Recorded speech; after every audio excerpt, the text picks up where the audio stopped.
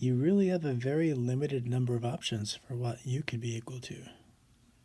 You could let u equal x squared, 4 plus x squared, x over 2, or the arctangent of x over 2.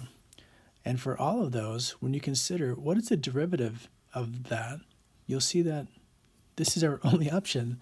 If u was x squared, the derivative would be 2x dx. Doesn't look like the rest of it. If u was 4 plus x squared, the derivative would be 2x dx, which again doesn't look like the rest of it. Only when you let u equal the inverse tangent of x over 2 does the derivative look like the rest of it. So we definitely have to know the derivative formula for the arctangent.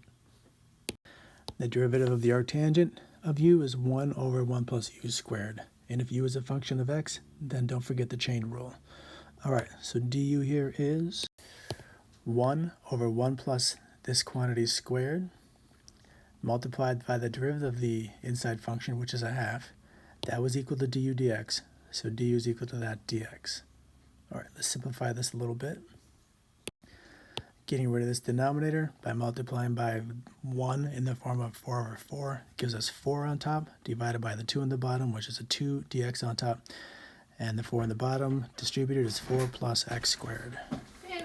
So rewriting this with a substitution, this highlighted part is u, and this highlighted part is 1/2 du. So we've got u squared over 2 plus c, or 1/4 the arctangent of x over 2 squared plus c.